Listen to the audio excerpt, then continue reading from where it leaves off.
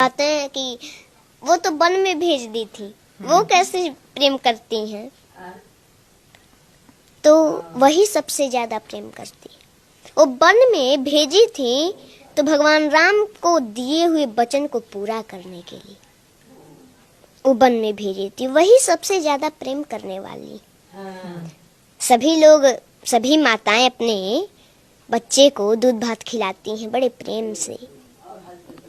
वैसे ही एक बार माता कैकेयी भी भगवान राम को अपने गोद में बैठा करके और दूध भात खिला रही थी। भगवान राम 1 गिलास खाए, 2 गिलास खाए, 3 गिलास खाए, चौथे में हाथ पकड़ लिए।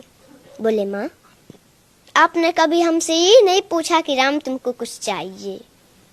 तो माता कैकेयी बोली कि अरे पुत्र, अरे राम, तुमको कुछ चाहिए तो जल्दी बोलो, क्या चाहिए? तुमको कुछ चाहिए, जल्दी बोलो। तुम्हें मांगने में देरी हो सकती है, मुझे देने में देरी नहीं हो सकती। भगवान राम बोले, माँ, पहले मेरी कसम खाओ कि जो मैं मांगूंगा वो दोगी। माता कैकेयी बोली, हाँ राम, मैं तेरा कसम खाती हूँ, जो तुम मांगोगे वो हम देंगे तुमको। मांगो, क्या चाहिए?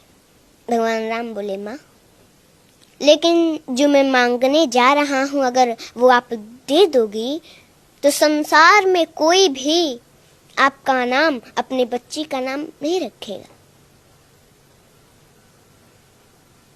तो कैकेयी माता बोली, मुझे मंजूर है राम, बताओ ना क्या चाहिए।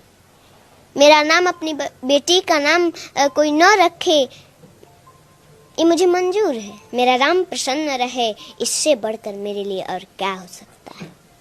भगवान राम बोले, माँ, लेकिन जो मैं मांगने जा रहा हूँ अगर आप दे देंगी तो संसार में आपका अपजस होगा। माता कैकेयी बोली, मुझे जस मिले, मेरा राम प्रसन्न न रहे तो वो जस मुझे नहीं चाहिए, मुझे अपजस मंजूर है। भगवान राम के आंखों में आंसू आ गए। बोले, माँ, लेकिन जो मैं मांगने जा रहा हूँ वो आप दे देंगी ना, तो कदाचित आपको वैदव्य जीवन भी देखना पड़ सकता है। माता कैकेयी जब ये सुनी मौन हो गई। आप ही बताइए, कोई भी भारतीय स्त्री हो तो उसको ये बात तो खटकती है। मौन हो गई माता कैकेयी, थोड़ी देर मौन रही, फिर कुछ देर के बाद बोली, राम, मुझे कदाचित वैदव्य जीवन ही क्यों ना देखना पड़े, वो भी मुझे मंजूर है, बताओ तुम्हें क्या चाहिए। भगवान राम बोले, माँ, एक समय ऐसा आएगा, मेरा विवाह होगा, मैं फिर अयोध्या आऊंगा और उस समय हमारे लिए आपको 14 वर्षों का वनवास मांगना पड़ेगा। जब कैकेयी माता वनवास सुनी तो तुरंत धड़ाम से गिर पड़ी, जमीन पर बेहोश हो गई। भगवान राम ने जल से छींटा मारे तो कुछ देर के बाद होश आया, उठ के बैठी, थोड़ी देर मौन है, फिर बोली, राम, रो रही हैं? बोली, राम, देखो, मुझे अपजस भी मंजूर है, मेरा नाम, अपनी बेटी का नाम संसार में कोई न रखे ये भी मंजूर है, कदाचित तो ना देखना पड़े वो भी मुझे मंजूर है, लेकिन मेरा राम मुझसे दूर रहे ये मुझे कदाचित मंजूर नहीं है। राम, मैं तुम्हारे बिना 1 मिनट नहीं रह पाती, तुमने 14 वर्ष सोच भी कैसे लिया? राम, ये वरदान वापस ले लो, मैं नहीं दूंगी, मैं नहीं दे सकती है वरदान। भगवान राम बोले, माँ, आपको ये वरदान देना होगा क्योंकि आपने हमारी कसम खाई है, और अगर मैं बन नहीं गया तो सरभंग ऋषि की जो है मांस गल चुके हैं, बस हड्डियां बची हैं जो कि अब सूख रही हैं।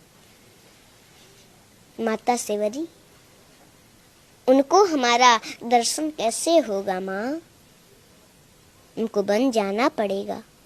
उस दिन से माता कैकेयी भगवान राम से थोड़ा हट हट के रहने का प्रयास करने लगी कि वो समय आए और मेरे दिल के टुकड़े टुकड़े न हो जाएं और मैं राम को दिया हुआ वचन पूरा न कर सकूं, उसको दिया हुआ वरदान पूरा न कर सकूं तो क्या होगा। थोड़ा हट हट के रहने का प्रयास करने लगी और वो समय आया, वरदान मांगी। पहले तो भगवान राम को सूचना मिला था कि उनका राज्याभिषेक होने वाला है, लेकिन प्रसन्नता मयान गताभिषेकतस्तथा न ममले वनवास दुःखत मुखाम्बुजश्री रघुनंदनस्य मे सदास्तु सा मंजुल मंगल प्रदा। जब भगवान राम को ये सूचना मिली कि उनका राज्याभिषेक होने वाला है तो उनके मुख पर प्रसन्नता नहीं थी, लेकिन पुनः उसके अगले दिन उनको सूचना मिल गई कि 14 वर्षों का वनवास मिल गया, तो उनके मुख पर थोड़ा सा उदासी भी नहीं थी। उस समय तो प्रसन्न हो रहे हैं कि अरे पिताजी ने हमको अयोध्या का राज नहीं, पिताजी ने मोहि कानन राजू, पिताजी ने मुझे अयोध्या का राज नहीं, मुझे तो जंगल का राजा बना दिया। वो तो प्रसन्न हो रहे हैं और उस समय उपदेश देते हैं कि कोई भी परिस्थिति हो उसमें प्रसन्न रहना चाहिए, हंसते रहना चाहिए। कोई प्रसन्नता की बात सुन ली, ज्यादा उसमें प्रसन्न भी नहीं होना चाहिए, और कोई दुख का बात सुन लिया तो उसमें ज्यादा दुखी भी नहीं होना चाहिए।